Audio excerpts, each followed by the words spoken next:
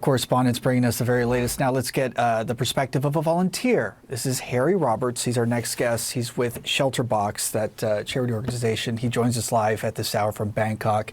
Harry, thank you very much. I know it has been quite the last 24 hours for you.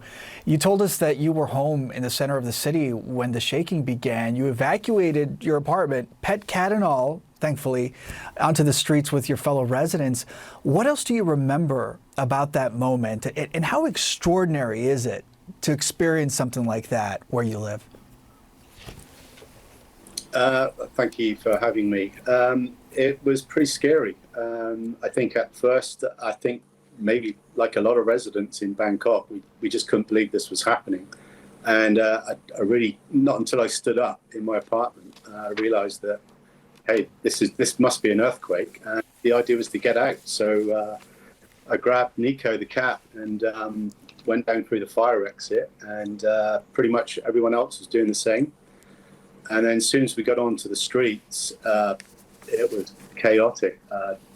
We've got some really tall buildings around us, and these buildings were really swaying. And yeah, it was pretty scary.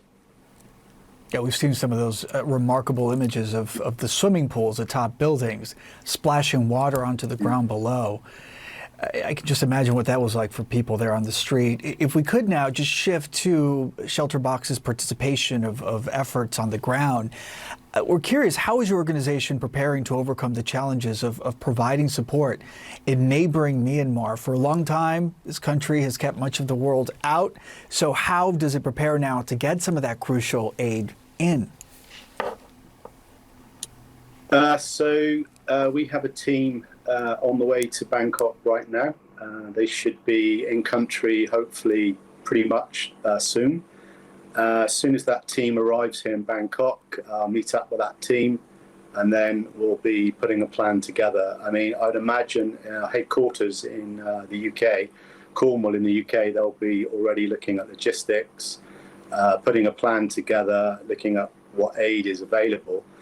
But you know, as much as the authorities in Myanmar are saying, you know, they need help, this needs to really trickle down to immigration and customs, because really as an NGO organization, like other NGOs, we can't really move until we have that information. So it's about information gathering at the moment, so we make those right decisions. I would imagine on the ground at the moment, it's pretty chaotic, and the communication within that country is pretty slim at the moment. We've heard nothing from Yangon, UN OCHA at the moment.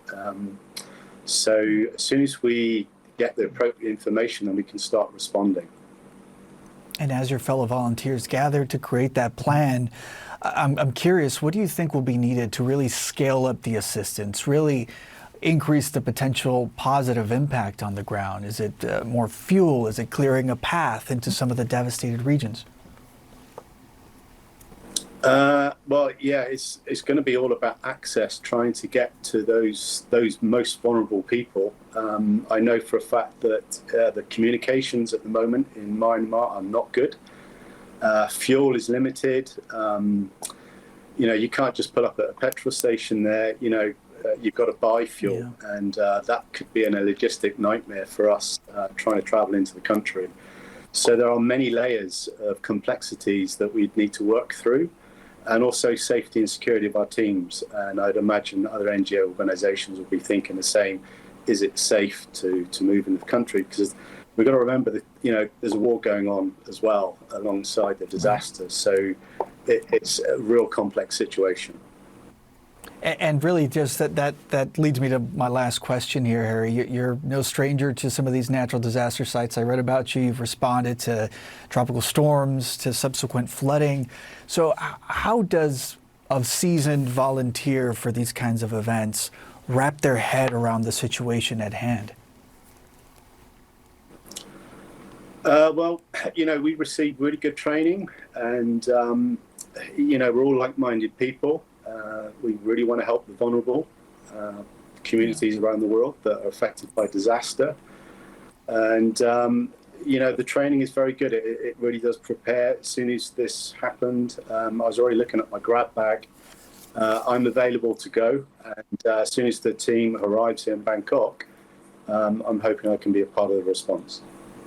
Yeah. Well, Harry Roberts, you and the rest of the volunteers do take care of yourselves first so you can help all the people on the ground. Harry, thank you very much for updating us now and telling us a little bit about what you experienced. We're glad you're safe. Thank you.